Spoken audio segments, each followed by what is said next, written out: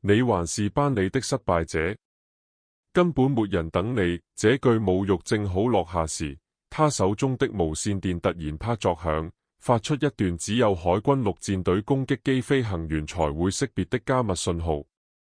一陣尖銳的靜電爆音，在分秒之間傳遞的信息量，比他周圍那些人一輩子能清楚表達的還要多。他們笑了，一陣刺耳而不安的笑聲齊齊響起，以為他是在假裝自己很重要，完全不知道他剛剛結束了一次現役待命班次，那裡的賭注是生與死，而不是人氣。他抬起頭，神情穩定而堅決，絲毫未被他們的嘲諷觸動，冷靜得近乎異常，像一場即將崩塌的風暴之眼。幾秒之後，地板按照那條加密警報所預示的方式開始震動。AH-64 亞柏奇正在同學會會場外下降，把審判般的雷霆一併帶來。亞利亞就站在那兒，站在已經被改造成同學會大廳的高中體育館中央。那些話語形像一場壞火後的煙霧一樣懸在空中，撐住了房間裏僅存的那點氧氣。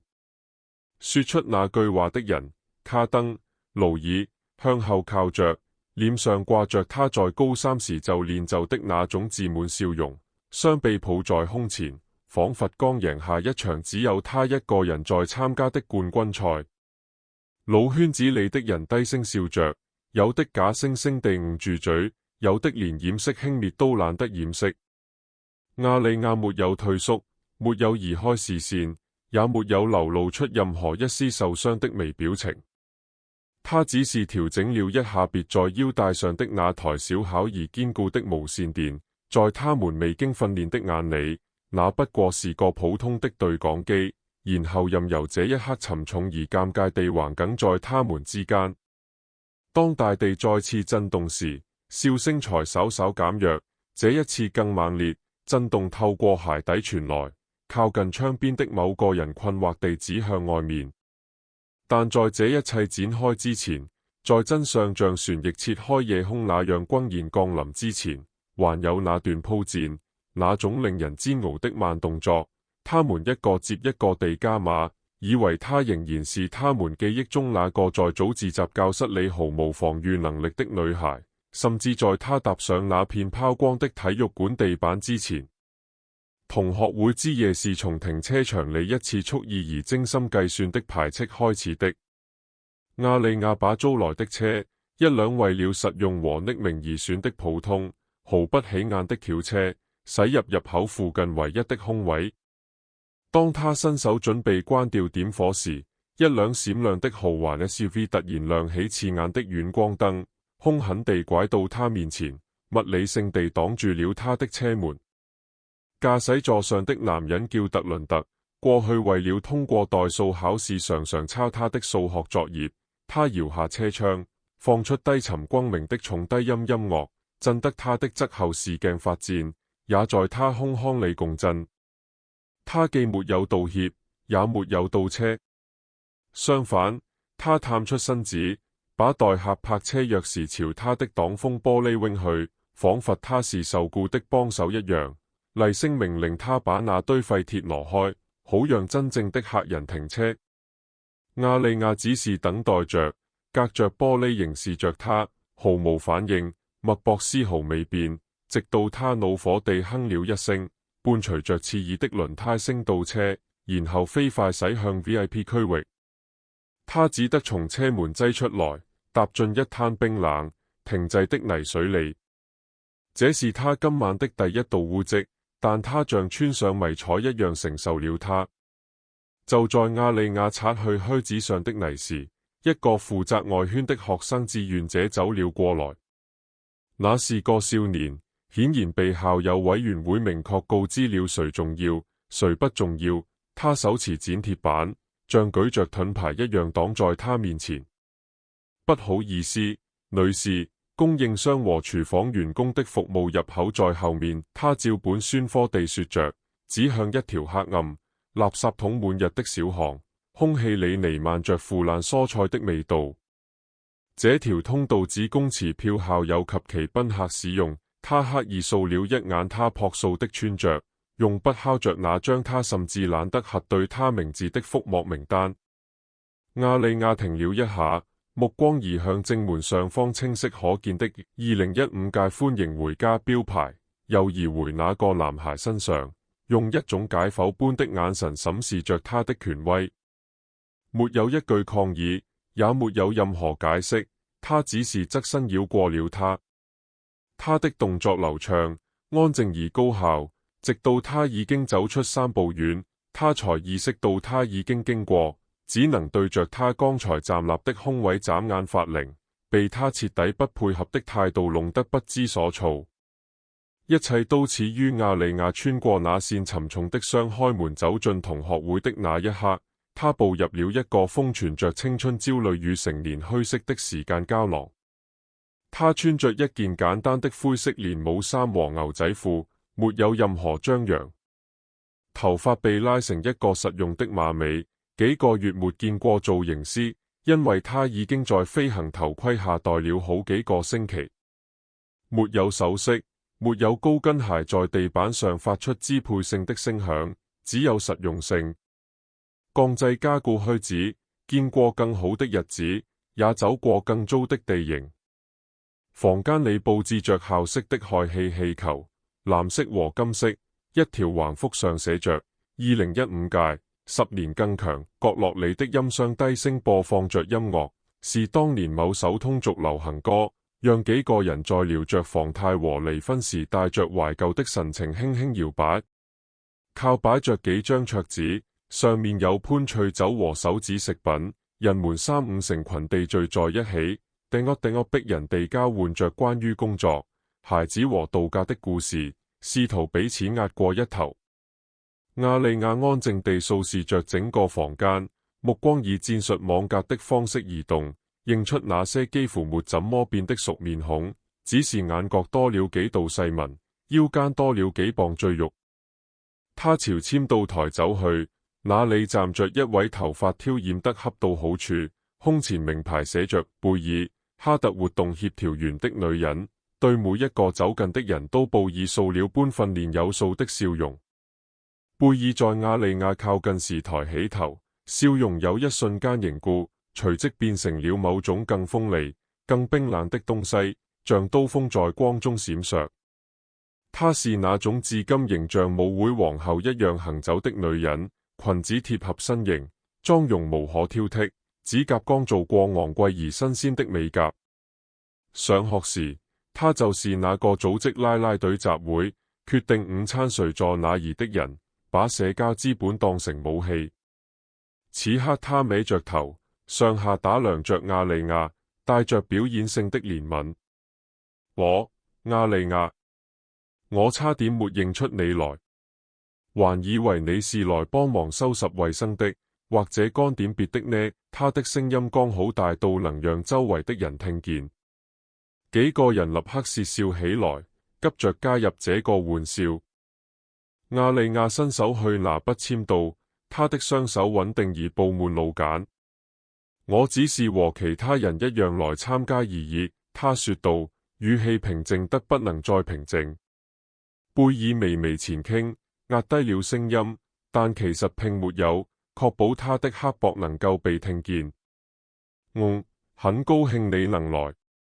我的意思是，我們還真不確定你會不會出現。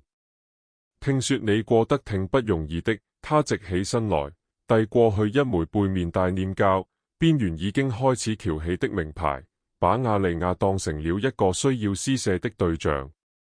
與其他每位來賓佩戴的覆膜印刷掛在掛繩上的名牌不同，那些象徵着歸屬感和準備周全的標誌，貝爾從桌子下面的一個紙箱裡翻出了一張手寫貼紙，紅色墨水已經暈開褪色。他用稍微過大的力氣把貼紙拍在亞利亞的胸口，屏起指甲短暫地戳進了亞利亞的鎖骨，這是一種偽裝成幫助的微侵略行為。給晚回復的人準備的官方名牌已經用完了，貝爾順口撒着謊，眼睛卻瞟向桌上清晰可見的一籮無人認領的預印名牌，按字母順序排好，正等着人來取。而且說實話，如果你不來，我們也不想浪費預算去印一個。你知道現在卡紙有多貴？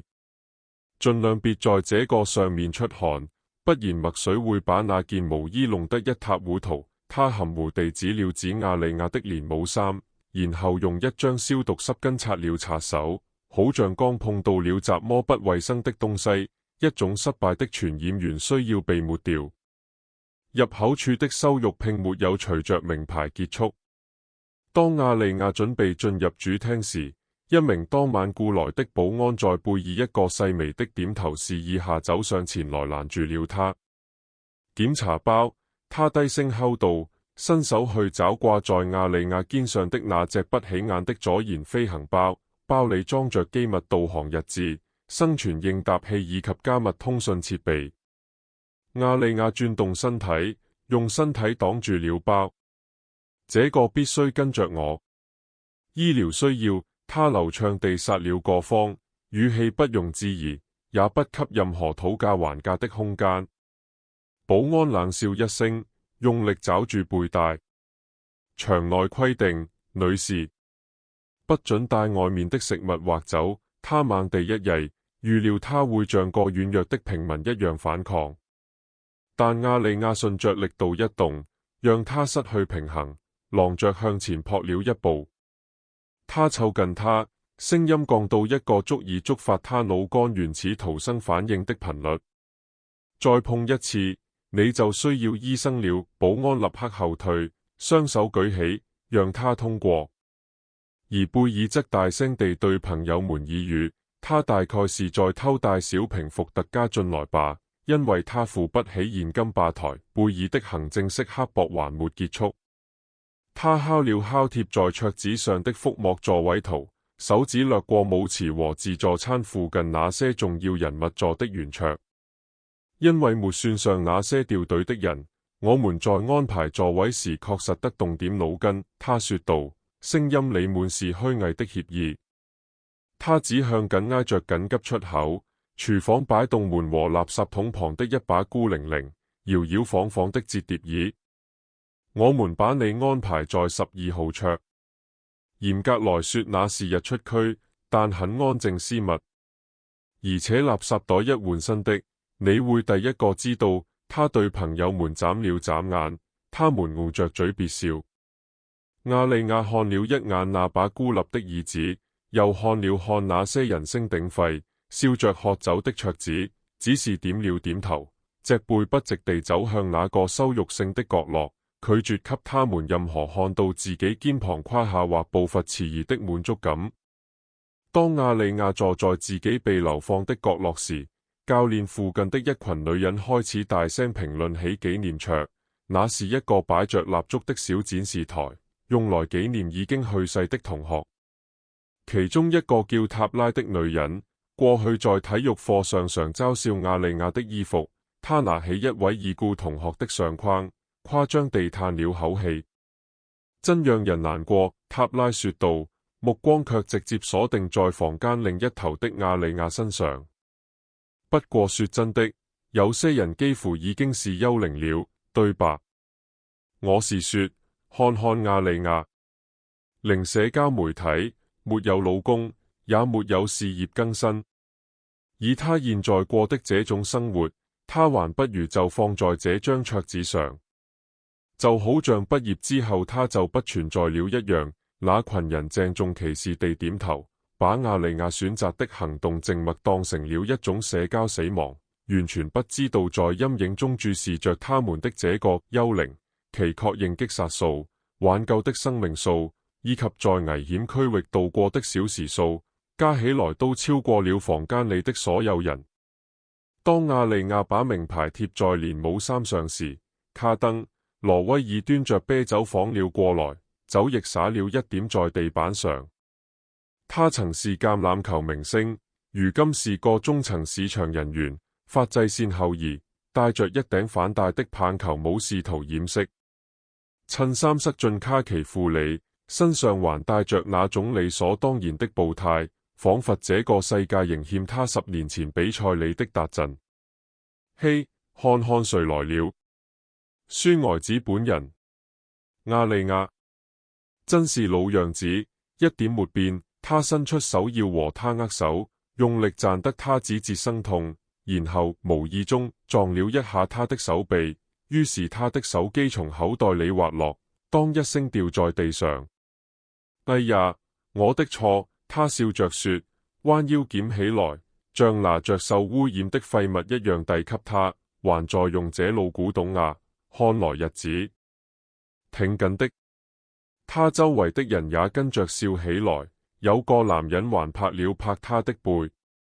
亞利亞一言不發地接過手機收好，目光與他短暫相遇了一瞬，長到足以讓他挪動腳步，移開視線。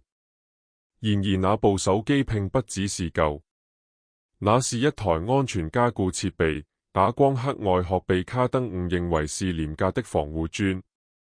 當他遞回去時，屏幕亮起，顯示出生物識別提示和一條滾動的地形坐標帶。卡登瞥了一眼便嗤之以鼻。這是雜麼？你還在玩那種復古鋸齒邊的遊戲嗎？在諾基亞上玩貪吃蛇，而我們其他人都在經營公司。他用指甲敲了敲那厚重的外殼，發出沉悶的聲響。你知道的，我公司提供升級分期。我大概能給你弄個 iPhone 8之類的，讓你跟上這個年代。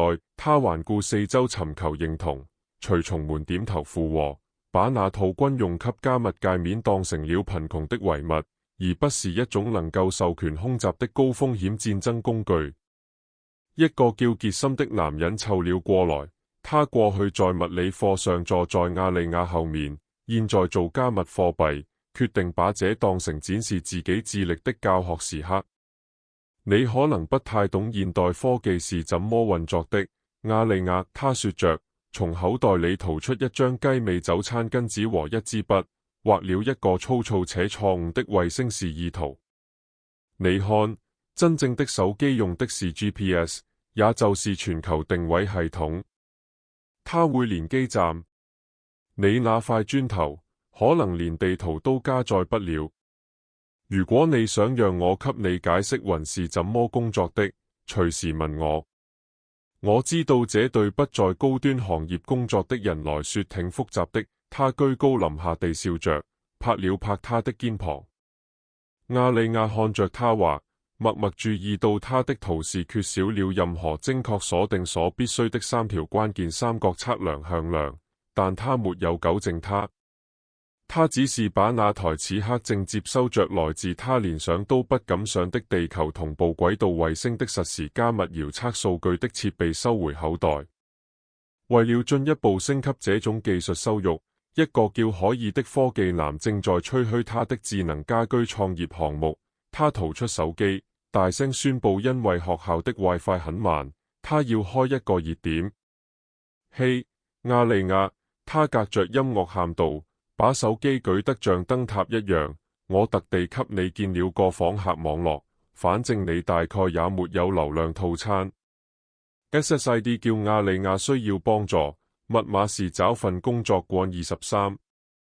隨便連，我不收你帶寬費。那群男人大笑起來，擊掌誇讚可爾的機智。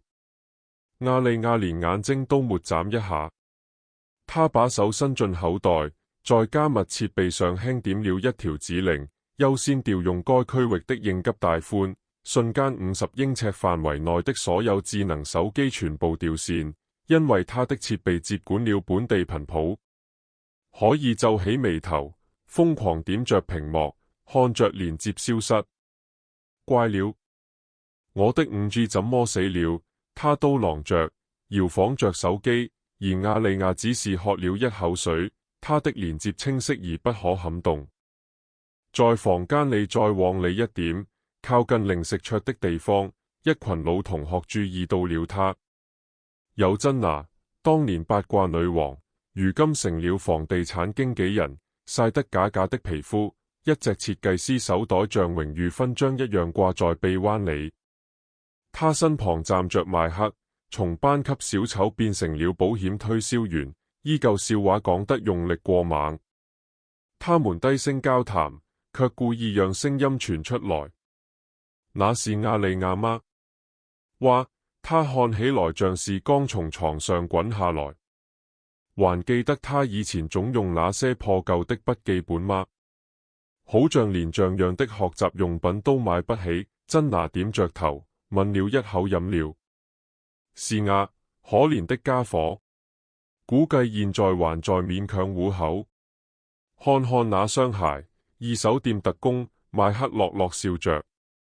打賭他是來送免費食物的。亞利亞在不遠處給自己倒了一杯潘翠酒，把每一個字都聽進了耳朵。他微微轉身，把杯子放下，發出輕輕的一聲碰響。食物看起來不錯，他語氣平穩地說，比我們當年的食堂好多了。他們交換了一下眼神，笑聲停頓了一拍，但珍娜很快又露出憐憫的笑容。我，親愛的，我們只是開玩笑。見到你真好。羞辱在自助餐線那裡繼續上演，一名為活動雇來的服務員正在切烤牛肉。就在亞利亞伸手拿盤子時，一隻手突然伸出來截住了那一籮盤子。是傑西卡，過去抄過亞利亞的化學實驗報告，如今穿着一條價格超過一輛中型轎車的裙子。哎呀，不好意思，亞利亞，傑西卡用歡快的語調說着，卻把盤子遞給了自己的丈夫。我們實際上買的是同學會的黃金檔票，包含優先用餐。普通入場的各位就是你們，對吧？得等貴賓先用完。我們可不想在捐助者還沒吃之前食物就沒了。他露出一個甜得發膩的笑容，用胯部擋住了亞利亞的路，迫使亞利亞從桌前退開，而傑西卡則把肉一塊塊堆到丈夫的盤子裡，還故意檢查切麵的品質，把亞利亞當成看不見又礙事的家具。當亞利亞等着貴賓們吃完時，停車場裡的特倫特帶着一群穿西裝的男人在附近舉杯祝酒。為成功，特倫特厚道，然後故意誇張地大幅揮動手臂，把一整杯紅酒猛地甩向一名路人，至少他是這麼打算的。他瞄準的是亞利亞，計算好時機，想把他的連帽衫和赤霞珠一起挑透。但亞利亞那經過在敵對天際線中搜尋地對空導彈錘煉出的餘光瞬間捕捉到了這個動作。他沒有跳開，也沒有驚叫，只是幾乎不費力地把重心向左移了3英寸。紅酒猛烈地潑灑在地板上和展示卓潔白無瑕的桌布上，完全沒有沾到他。特倫特愣了一下，對自己失敗的物理學結果一臉困惑。而亞利亞看着自己作戰開旁那灘紅色液體，那是一箱為抵禦化學品洩漏和航空燃料而設計的靴子，毫不停頓地跨了過去，留下特倫特尷尬地向餐飲人員道歉。特倫特處理殘局時，一位叫勞拉的女人走近亞利亞，她已經成了本地生活方式網紅，臉上帶着一種比灑酒更像侮辱的同情缺嘴。他從名牌手袋裡掏出一條透明閃亮的披肩，與亞利亞的戰術裝備格格不入。來，親愛的，勞拉說着，在亞利亞還沒反應過來前就強行把披肩披到他肩上。今晚的着裝要求比較寬鬆，基本是雞尾酒風。說實話，你這種伐木工打扮讓照片看起來有點沉悶，就帶着這個吧。能遮住污漬和貧窮。他立刻拍了一張亞利亞被閃亮織物包裹、顯得錯愕的自拍，並配文舞台的慈善改造。亞利亞慢慢把披肩取下，折成一個完美的軍用方塊，精確地放在桌上。這種精準讓勞拉感到不安。他說道：我更喜歡保持行動範圍不受限制。當晚的司儀是個叫托德的男人，曾是學生會主席。他走上小舞台，抓起麥克風。他迷戀地位，如今總愛炫耀自己的科技工作，穿着西裝外套配圖案 T 恤，裝得隨意卻重要。好了，各位，讓我們為今晚能到場的每一個人鼓掌。對了，亞拉，馬多克斯，你在哪？站起來！我們想知道，你找到那個夢想工作了嗎？還是還在摸索？聚光燈轉向他，整個房間的人都看了過來，有的禮貌鼓掌，有的露出壞笑。亞利亞站起身，揮了一下手，又坐了回去。托德不肯讓這個時刻就這麼過去，繼續榨取價值。來嘛，和大家分享一下。我們最後聽說你是乾馬來着。當服務員，笑聲在大廳裏蕩開。他沒有再站起來，只是清晰而平穩地喊道：我在工作。麥克風反季尖叫了一下，托德轉移繼續，但空氣裏像留下了一股臭味，損傷揮之不去。托德卻還沒結束，他按下遙控器，一塊大型投影幕在他身後降下，顯示出一張名為《他們現在在哪裏》的幻燈片。穿着商務西裝抱着嬰兒或站在新房前的同學照片，伴隨着歡快的音樂閃過。當輪到未定、未知那一頁時，屏幕上只有一個灰色剪影和問號。托德用激光筆正對着亞利亞那桌，紅點在他面前的桌布上跳動。我們其實試着在領英上找過你，亞利亞，但怎麼都沒找到，就像你完全脫離了網絡。通常這意味着要麼在坐牢，要麼在父母的地下室裏，對吧？人群爆發出哄笑，讚着酒杯，而亞利亞一動不動地坐着，雙手搭放在桌上，沒有透露他缺乏社交媒體存在其實是特種作戰航空的強制安全許可協議，而不是失業的標誌。嘲弄變得更陰暗，更具身體性時，一個明顯喝醉的校友布拉德，曾經的善為18歲時達到巔峰，如今身形開始走樣，跌跌撞撞地來到亞利亞桌前。他一隻沉重的手慢地拍在他肩上，力度侵略性地收緊。你知道嗎？你太安靜了，他含糊地說着，帶着酒氣湊近，另一隻手伸向他的手腕，要把他拉起來。來跳舞，別裝得好像比我們強。當亞利亞沒有動時，他拉得更用力，這一下足以把一個平民從椅子上曳走。相反，亞利亞只是把手腕旋轉了不到1英寸，用拇指按壓在他前臂內側一個特定的神經束上。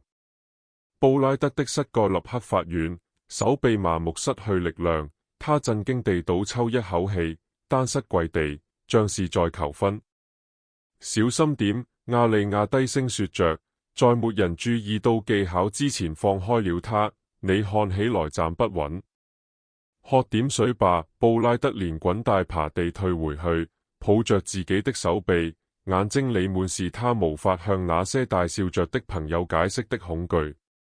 隨後，魯力史魯斯蒂勒先生走了過來，如今已是灰髮，仍穿着粗花呢夾克，仿佛在講課。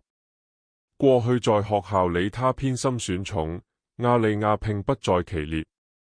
他推了推眼鏡，從頭到腳打量着他。亞利亞，真是個驚喜。你看起來還是老樣子，還是那麼安靜。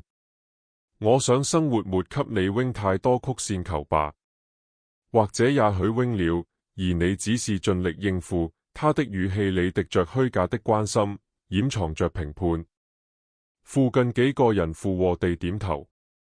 我一直說你需要更堅強些，他補充道，像對孩子一樣拍了拍他的肩。亞利亞後退了一點，剛好斷開接觸。我應付得來，他平靜地回答。他眨了眨眼，張嘴還想說怎麼，但他已經轉身走向一個更安靜的角落。蒂勒先生卻不肯放過，他跟了上來，從口袋裏掏出一本破舊的小筆記本，仿佛已經等了10年。你知道嗎？我最近出於懷舊翻看了我的舊成績冊。他對圍攏過來的人群宣布：我找到了你那篇關於越南戰爭的期末論文，還記得嗎？缺乏精神。我在頁邊寫了評語，說你根本不理解衝突的嚴重性或軍事戰略的機制。他輕笑着，用筆記本拍着手掌。真是諷刺。有些人就是天生做歷史的旁觀者，而不是參與者。我希望你找了一份不需要太多戰術思考的工作，也許是歸檔，或者數據錄入。他對自己的機智露出燦爛笑容，全然不知站在他面前的女人曾在敵對領土中規劃並執行過撤離模式，那些複雜程度足以讓他的教科書看起來像童謠。亞利亞還沒來得及退開，一個叫克洛伊的女人就攔住了他。亞利亞只記得他是個考試時抄自己的人。克洛伊手裏攢着一把宣傳冊，眼中閃着多層級營銷特有的掠食光芒。亞利亞，等等，我在房間那頭看着你。說真的，你看起來筋疲力盡，是那種結構性的疲憊。克洛伊說着，把一張粉色宣傳單塞進亞利亞手裏，上面宣傳着奇蹟減肥方案。我團隊裏還有幾個名額，給需要經濟提振的人。這對居家型或者待業的人來說很完美。你終於可以當自己的老闆了。真的很簡單，即使沒有商業學位的人也行。他聲音很大，確保附近的桌子都能聽到他這份偽裝成機會的施捨，把亞利亞塑造成一個急需被回收的項目。亞利亞瞥了一眼宣傳單，又遞了回去。我的團隊已經滿員了，他乾巴巴地說，指的是自己的飛行中隊。但克洛伊只是搖了搖頭，對朋友大聲低語。有些人就是想一直窮下去，隨着夜色加深，嘲諷不斷累積，像一波逐漸蓄勢的浪。人們從他身邊經過，投來目光和評論。一個叫莎拉的女人停下腳步，她性格不安，嫁了有錢人，如今用一枚巨大的戒來炫耀。亞利亞，親愛的，如果你需要提升造型的建議，我認識一個很棒的造型師。你值得自信一點，話聽起來甜美，但鋒芒在哪兒？假設他低人一等。亞利亞點了點頭。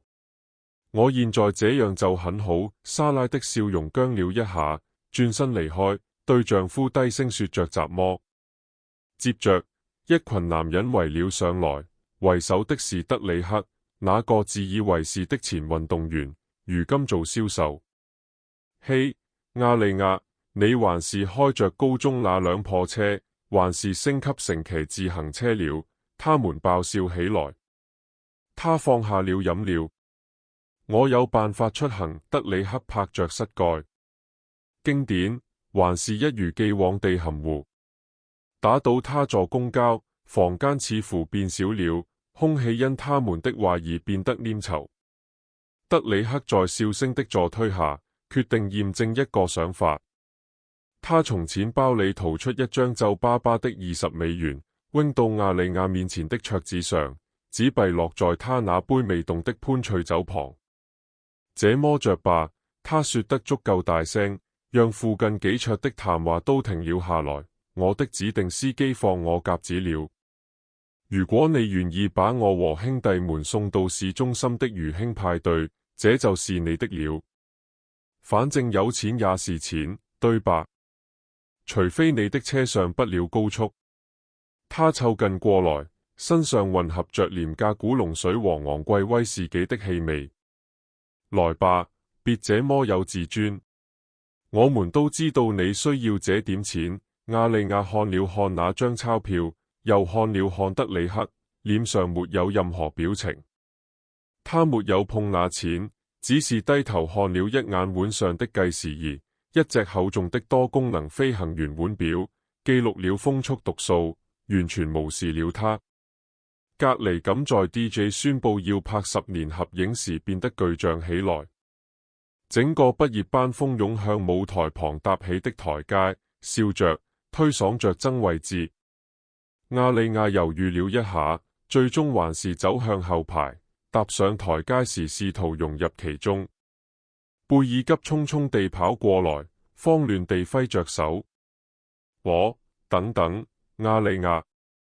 我們人數是其數，攝影師那邊的對稱性完全亂了。他抓住亞利亞的手臂，把他從台階上曳下來，把一台沉重的單反相機塞進他手裏。既然你穿得也不太適合拍照，能不能幫忙拍一下？這可是個大忙，盡量別把帽子擋住鏡頭就好。亞利亞還沒來得及反對，就已經獨自站在地面上，為200張笑臉取景，而他們無縫地填補了他本該站的位置，毫不猶豫地把他從班級的視覺歷史中抹去。拍完照後，人群散開，在敞開的側門附近，幾個吸煙的人聚集的地方，起了一點騷動。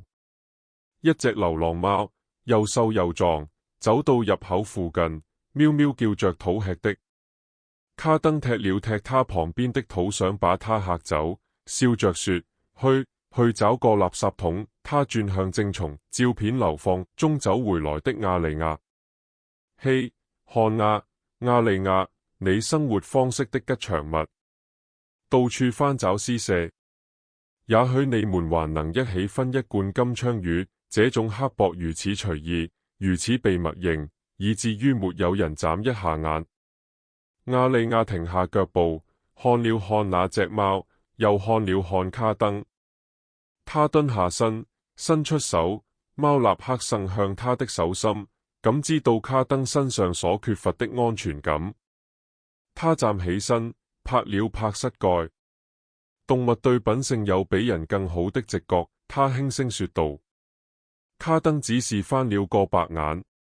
行了，瘋狂貓女入門套裝。我們懂。亞利亞移到人群邊緣，但他們以微妙的方式跟隨着，目光追隨他。他一靠近，談話就發生變化。貝爾又繞了回來，這次還帶着一個朋友，兩人都在啜着葡萄酒。說真的，亞利亞，你現在都在乾雜麼？我們都在分享，別害羞。他的聲音很大，吸引了注意。亞利亞停了一下，說：我在外勤工作。貝爾誇張地睜大了眼睛。外勤？像務農嗎？那就解釋了這身打扮。笑聲再次蔓延。卡登加入進來補刀，不可能是園藝、收草坪之類的。亞利亞的手放在無線電上，但他沒有回應，只是讓他們的話彈開。房間裏的緊張感不斷攀升，仿佛所有人都在等他崩潰。就在這時，一個在人群中穿行的服務員被卡登伸出的腳絆倒，一托盤香檳杯朝亞利亞砸去。本能接管了一切，動作快到醉醺醺的人群根本反應不過來。亞利亞側身閃開，用左手在托盤落地前接住，用右手穩住服務員。1秒鐘內一滴酒都沒灑，空氣凝固了。隨後卡登打破沉默，慢慢鼓起掌來。哇，看看這反應！你一定在你工作的那家餐館裏清桌子清得很熟練吧？這可是專業級跑堂技能。房間裏剛剛升起的驚嘆立刻腐化回嘲諷，把一場精英級體能展示轉化成了卑微服侍的證據。亞利亞把托盤放到桌上，動作精準，忽略了足以讓平民顫抖的腎上腺素。當他們再次追問他的工作，步步緊迫時，亞利亞淡淡一笑：我負責外部行動。人群交換着困惑的目光。有個男人注意到他手上的老繭，粗糙得像是日復一日握着操縱裝置。那不像辦公室的手，他的孤獨。貝爾聽到了，放聲大笑。天哪，你是水管工嗎？那太合適了，整天收管子。其他人也笑了起來，而亞利亞只是聳了聳肩。涉及金屬和引擎，這句話懸在空中，讓他們更加困惑。隨後，當他伸手去拿錢包裏的薄荷糖時，一個軍用身份證露了出來。旁邊一位嫁給退伍軍人的舊識看見了，臉色瞬間發白，嘴巴張開。亞利亞與他對視，輕輕搖頭示意保持安靜。那女人點點頭，退後一步，但種子已經種下。看到這短暫的迷惑，珍娜決定奪回敘事權。他端着一個裝着零錢和幾張1美元紙幣的玻璃罐走了過來。這是給學校圖書館的慈善抽獎。他把罐子重重放在亞利亞旁邊。你知道，亞利亞，既然你沒買票，也許可以用別的方式貢獻。我們在為弱勢校友基金募捐，幫助那些起步困難的人下次付得起同學會門票。珍娜搖晃着罐子，硬幣發出頂噏頂噏逼人的碰撞聲。如果你沒有紙幣也別有壓力，硬幣也行。他把罐子遞到亞利亞面前，像給狗遞零食一樣。亞利亞看了看罐子，又看了看珍娜期待的臉，只說了一句：我的會費已經全部繳清。珍娜翻了個白眼，低聲對朋友說：否認真是可悲。最後一記釘子是在托德再次上台進行特別獎項環節時釘下的，這通常是頒給最有可能成功或最佳着裝的。他舉起一個塑料獎杯，狡猾地笑着。好，今年我們有一個自由提名的類別，這個獎頒給哪個提醒我們感恩現狀最有可能需要貸款的人。獲獎者是亞利亞·馬多克斯。房間裏爆發出哄笑，托德把廉價的塑料獎杯朝他那戳身去。上來領吧，亞利亞。也許你還能把它當調換點有錢。人們真的笑到擦眼淚，舉着手機拍他的反應，等着他哭着跑出去或者尖叫。亞利亞緩緩站起身，臉色如石般冷硬，沒有走向舞台。他把手移向腰帶，並不是為了接過獎杯，而是為了確認一條即將讓所有人噤聲的來信。空氣中的能量微微轉變，但嘲諷並未停止。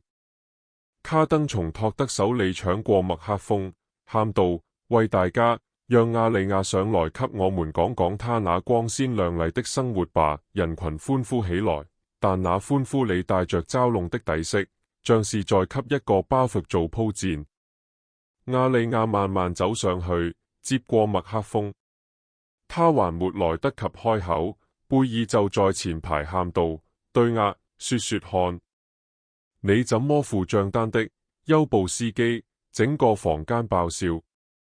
另一個男人喊道：或者當清潔工，給我們這些成功人士擦屁股。站在一旁的蒂勒先生湊到另一支備用麥克風前，說實話，亞利亞就是那種沒什麼方向感的典型例子。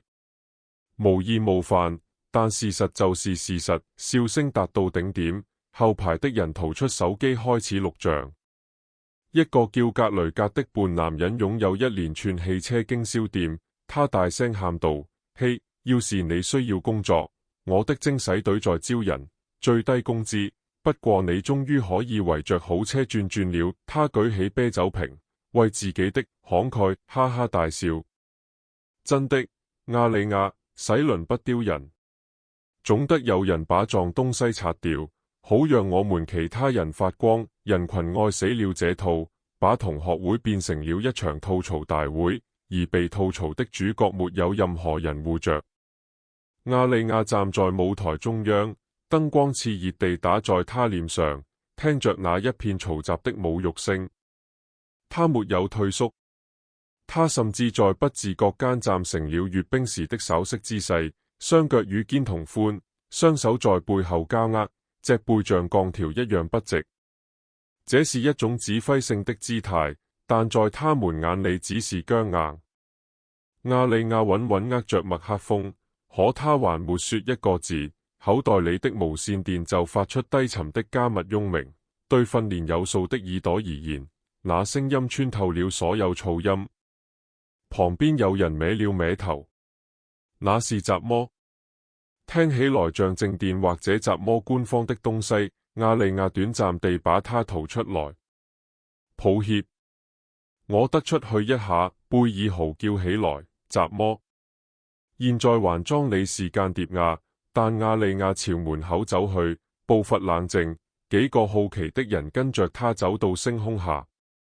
他按下通話鍵，馬多克斯在此。牧士確認，保持高度，等綠燈。他的聲音乾脆、專業，毫不廢話。跟出來的人僵在原地，彼此交換着瞪大的眼神。就在那群人又要樂笑他是在表演時，一陣突如其來的狂風猛地拍在建築側面。這不是微風，而是一股加壓氣浪，把雙開門在門框裏震得當作響。大廳裏裝飾用的橫幅劇烈搖擺，簽到台旁繫着的氣球因氣壓變化而接連爆裂。哇！要來暴風雨了，有人望着晴朗的夜空問道。跟出來的卡登冷笑，大概只是卡車開過去了。別讓他這套怪異的角色扮演轉移注意力。可亞利亞正抬頭看着，目光掃過樹梢上方的黑暗，追蹤着一個遮住星光的陰影，一個在聲音追上來之前就以捕食者般的安靜移動的陰影。回到室內，派對仍在嗡嗡進行，但亞利亞一回來，卡登就等着他。外面那套演得真好，假裝軍方通聯來顯得自己重要。他咧嘴笑着，但那笑是硬擠出來的。貝爾學着他的樣子，馬多克斯在此，保持高度。哈哈哈，太搞笑了！人群笑着，手機還在錄。蒂勒先生搖頭，軍隊不會要你這種軟性子，亞利亞。不過你努力過了。他們開始把視頻片段發到網上，配文諸如失敗者在同學會假裝英雄。侮辱飛來時，亞利亞站在那裡，表情沒有變化。突然，體育館的燈閃爍起來，不是停電，而是附近巨大的電磁擾動引發的電壓驟降。音箱發出尖銳的干擾笑叫，刺得所有人捂住耳朵。好啊！他肯定是走回來時絆到線了。貝爾隔着噪音喊着，瞪着亞利亞，你能不能別把視聽設備弄壞？我們還交了押金呢。亞利亞沒有去看電線，他又看了一眼手錶，在腦子裏倒數秒數：3、2、1。葡萄酒般的喧鬧聲戛然而止，取而代之的是一種乒乒的震動。它不只是搖晃地板，而是直接在空腔裏共鳴，有節奏的乒乒乒，像一顆巨大的心臟就在外跳動。接着，大地開始低沉轟鳴，起初像遠處雷聲。桌上的玻璃杯叮當作響，燈具搖晃，地震。貝爾尖叫着，抓住一把椅子。人們衝向窗邊往外看。停車場塵土飛揚，然後他出現了。一架 AH-64亞帕奇攻擊直升機正在下降，旋翼鞭打空氣，着綠燈切開黑暗，噪音變得震耳欲聾，整棟建築都在抖動，恐慌蔓延，人們衝向室外。當人群跌跌撞撞衝出雙開門時，旋翼下駛的暴烈迎面撞上他們。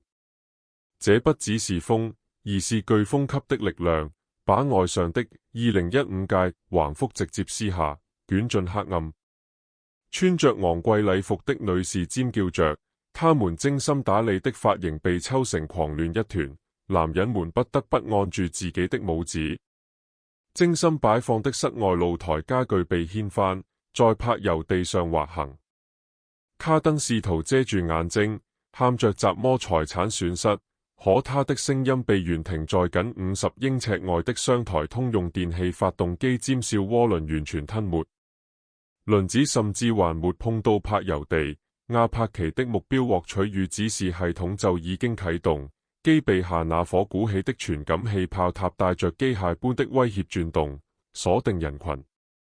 一束可見的紅外搜索光掃過驚恐的同學會來賓，把卡登和貝爾淹沒在刺眼的無色強光裡，連他們恐懼的每一個毛孔都被照得清清楚楚。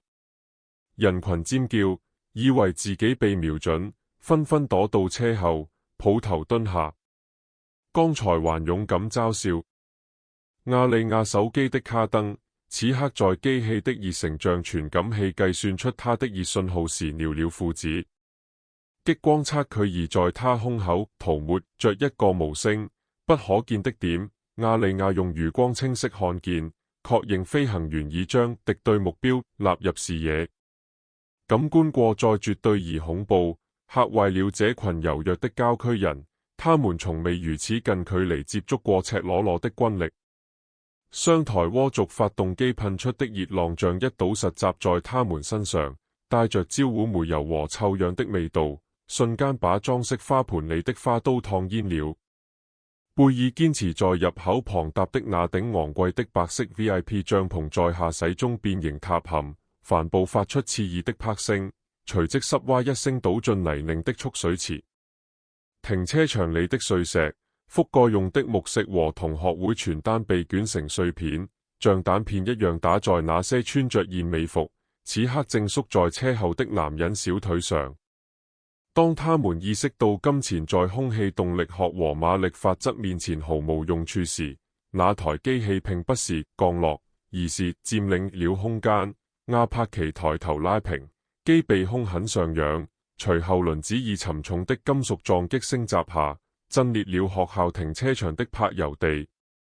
紅綠航行燈把驚恐的人群浸在詭異交替的光裡。機臂下方的鏈炮機械轉動，進行標準的通電自檢，但在平民眼中，那看起來就像機器正在瞄準他們。卡登狼後退，被路緣絆倒，他的逞強在3噸戰鬥裡才落在他那輛豪華 SUV 原本佔據的位置的可怕現實面前瞬間蒸發。卡登目瞪口呆地盯着，嘴巴大張，大腦拒絕處理眼前的畫面。這肯定是個噱頭。也許附近在拍電影，貝爾瘋狂點頭，讚着項鏈珠子。對，或者雜魔 TikTok 整蠱，絕不可能是真的。蒂勒先生臉色發白，喃喃道：那是一架真正的攻擊直升機。軍用級。人群低聲騷動，滿臉困惑。卡登用發抖的手指指向亞利亞，他只是碰巧站在那兒，不是他的。他們的不信如此深，以至於即使直升機就停在那裡，他們也無法跨越那道認知鴻溝。珍娜抓住邁克的胳膊，頂着噪音尖叫：這是單身派對的東西，肯定是。也許他雇了個會飛的脫衣舞男。他看着亞利亞，急切地希望這只是個笑話，對吧，亞利亞？這是你為了顯得很酷而做的絕望嘗試，對不對？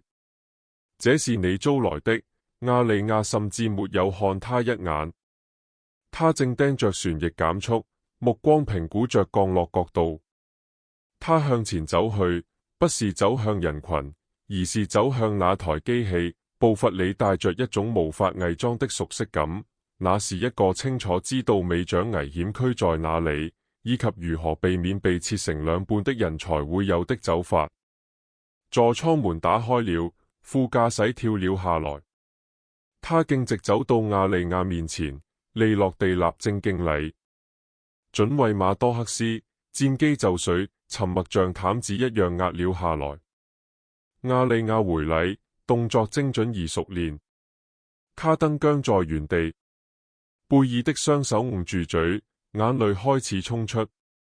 副駕駛不只是敬禮，他從飛行服裡取出一個紅色封面的加固安全寫字板，那是用於敏感裝備交接的類型。他領開一支鍍金鋼筆，來自一位指揮將軍的贈禮，把筆和寫字板一起遞給亞利亞女士。我們需要你在飛行日誌上簽字，以授權空域轉換。指揮部說返航段由你操縱。亞利亞接過筆，那隻曾被貝爾嘲笑為像水管工一樣長滿老繭的手，此刻正在簽署一份聯邦文件，授權一台價值3000萬美元的戰爭機器移動。他瀟灑地簽下名字，把寫字板遞回去。副駕駛厲聲喝道：清空區域。直更官到場，這命令讓附近的平民像被擊中一樣一抖。等級轉換的現實在德里克，那個臃過有錢的男人試圖上前大喊：嘿，你不能把那東西停在這兒！你擋住出口了，時被徹底敲實。副駕駛甚至沒看他一眼。機組長從機身跳下，一個穿着全套戰術裝備的高大身影，武器掛在胸前。他沒有指向步槍，只是抬起戴着手套的手，用如神隻般的權威指着德里克。平民，遠離飛機，立刻後退50米。這不是請求，而是有聯邦權力背書的命令。德里克，這個一輩子都在欺負人的家伙，瞬間縮了下去，雙手顫抖着連連後退。第一次意識到自己的銷售指標和校隊夾克在以獵殺坦克為生的人面前毫無意義。副駕駛並不孤單，他伸進座艙取出一頂飛行頭盔，深色不透明的定製面罩，側面噴繪着呼號女武神。他雙手把頭盔遞給亞利亞，這是一種差異化的尊重，在那個停車場裏從未有人這樣對待過他。隨後他拉開一個包，遞給他一件飛行背心，沉甸甸的，裝滿生存裝備和撤離吊具。亞利亞脫下灰色連帽衫，露出下面土狼棕色的飛行服內襯，穿上背心。轉變是瞬間完成的。她不再是那個穿着二手衣服的女孩，她是正在披上皮膚的捕食者。卡舊的卡達聲在降臨到人群的寂靜中回蕩。貝爾結結巴巴地說：你大概只是個被用飛行員折磨的。卡登補了一句，聲音發顫：他們肯定是走投無路才雇你的。蒂勒先生低聲說：我從沒在你身上看到這種潛力。人群嗡嗡作響。班里的失敗者在菲亞帕奇。一名直播中的男人咽了口唾沫。我們剛才嘲笑了一個海軍陸戰隊飛行員。亞利亞在機身踏板上停住，低頭看着蒂勒先生。你說我缺乏對衝突的分量感，他說道。安靜下來的引擎讓他的聲音因奇特的聲學效果而被放大。你說得對，我不在書裏研究衝突，蒂勒先生。我在3米之外終結他。他轉向正在發抖的卡登。還有你，卡登，我手機上的那個遊戲，那是連接軌道資產，追蹤這架機體的上行鏈路。我不是在玩貪吃蛇，我是在授權降落區。他沒有等他的反應，直接戴上頭盔，深色面罩滑下遮住他的臉，讓他變成了一件無面的戰爭工具。亞利亞調整好頭盔，爬進座艙。發動機通過外放揚聲器咆哮着復甦，他的聲音清晰傳出：對於叫我失敗者的人，謝謝你們給我的動力，讓我變得更強。旋翼下駛橫掃人群，裙擺翻飛，帽子四散。亞帕奇起飛，盤旋一圈後消失在夜色中。那段視頻在網上爆炸式傳播，他們試圖羞辱班里的失敗者。但他把一架亞帕奇降落在了同學會上，離場甚至比到來更為暴烈。亞利亞並不只是起飛，他猛拉總距，執行顫抖爬升。亞帕奇的機臂胸很下俯，直升機猛地向前向上衝去，音像鞭子一樣在高中屋頂上空炸裂。下駛的力量通過敞開的門把室內的潘翠酒碗從桌子上掀飛，10年更強的標牌被拍倒在泥地裏。卡登被風壓迫得跪倒在地，抱頭蜷縮，而貝爾精心策劃的活動在餐巾紙和塑料杯組成的混亂旋風中徹底瓦解。這是亞利亞力量的物理顯現，用航空燃料和物理定律沖刷掉他們卑微的社交等級。當直升機爬升時，旋翼定向推力短暫地掃過 VIP 停車區。幾個小時前把亞利亞倒在泥水裏的特倫特驚恐地看着下駛的巨大力量砸向他心愛的豪華 SUV， 擋風玻璃瞬間布滿蛛網般的裂紋，車輛警報淒厲地響起，懸掛被壓到底，像垂死的鯨魚一樣哀鳴，兩條後胎伴隨着槍聲般的巨響爆裂。貴賓停車標誌被從柏油地裏扯起，直接嵌進了他的引擎蓋。亞利亞沒有回頭去看這些破壞，他不需要，那只是簡單的物理、重金屬、強力節拍、塑料自尊，每一次都是如此。當直升機化作升空下紅色燈點的遠處小點時，重新籠罩停車場的寂靜沉重而令人窒息。沒有人在笑，沒有人在開玩笑。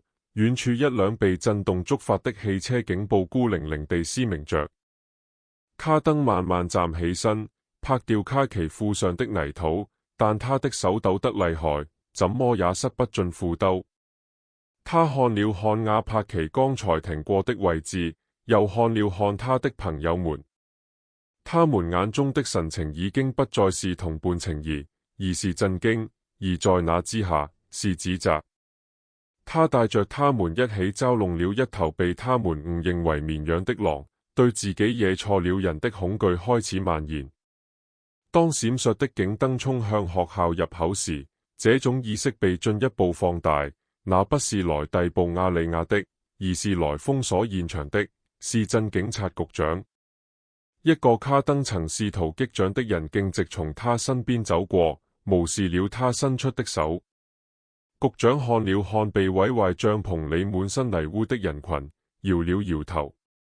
我們幾個小時前就收到了關於本區域一次安全撤離演練的聯邦通知，他洪亮地宣布道，任何干擾準尉飛行路徑的人都將面臨聯邦妨礙執法的指控。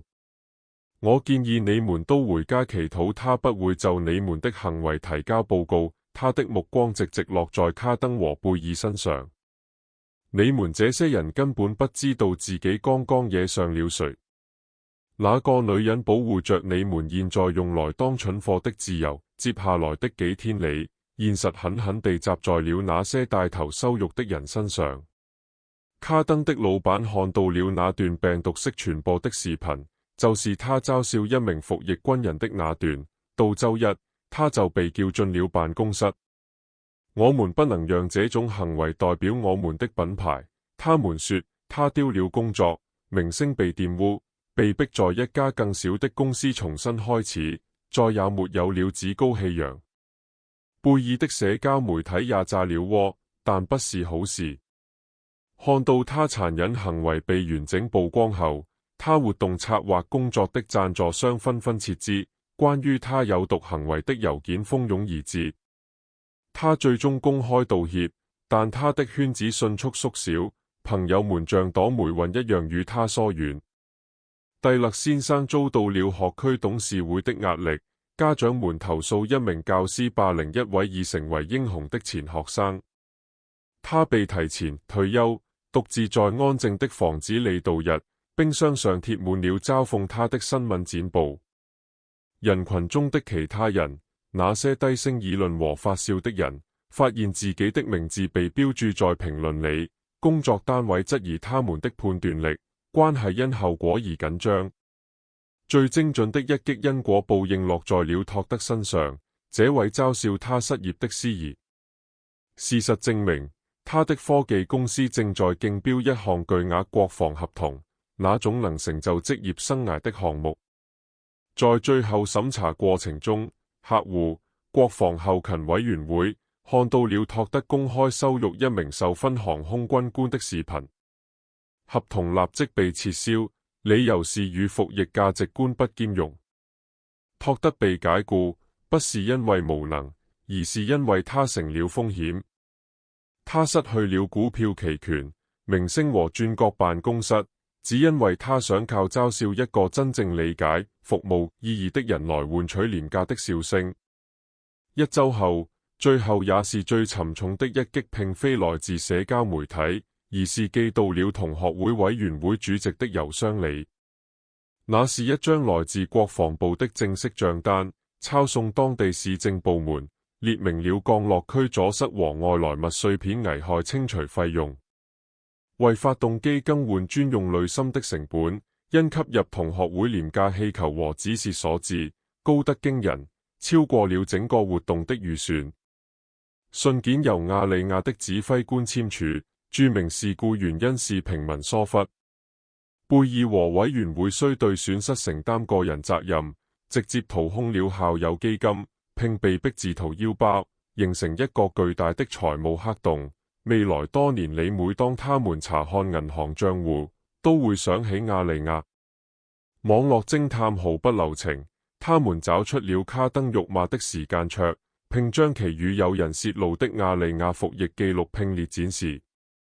記錄顯示了部署、家長和人道主義援助任務真正的工作。當卡登還在曬早午餐自拍時，真拿開的嗰份秒玩笑徹底反噬。人們找到了他的房產頁面，衝入一聲差評，指責他品格低劣、行為霸凌。他不得不在48小時內關閉業務頁面。互聯網不僅僅是在為亞利亞辯護，他用與亞利亞飛行時同樣精準的方式拆解了這些霸凌者，剝奪了他們最真實的社會資本。貝爾試圖轉向，通過一段含淚視頻聲稱一切被斷章取義，他和亞利亞當年其實是很要好的朋友。但互聯網從不遺忘。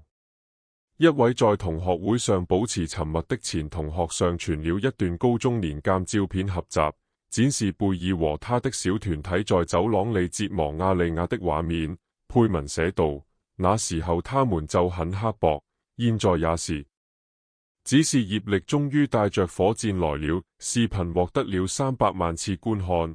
第二天早上，貝爾就被他最大的婚禮客戶解約。新娘表示不想在婚禮上沾染壞能量。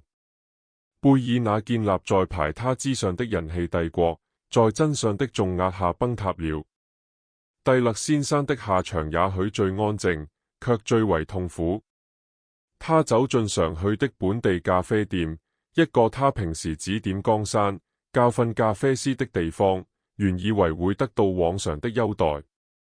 年輕的店經理，一位看過視頻的前學生，把咖啡推過櫃台，杯子上沒有寫他的名字，只寫了旁觀者。他抬頭時，他只是冷冷地看着他，毫無敬意。那一刻，他意識到自己的遺產並非他自以為傳授的智慧，而是他示範過的殘忍。他轉身離開，咖啡一口未動，羞愧燃燒得比熱飲更灼人。德里克，那個曾給亞利亞20美元讓他當司機的人，一周後發現自己的車被劃了。刻在那輛珍貴跑車漆面上的不是狀話，而是一組簡單的坐標，同學會的地點。他無法證明是誰幹的，而警方在看過病毒視頻後，對他的報案明顯缺乏熱情。他的保險費暴漲。此後每次把車停進停車場，他都會抬頭看天，一種揮之不去的偏執感縈繞着他，仿佛有雜魔比他強大得多的存在正在注視着。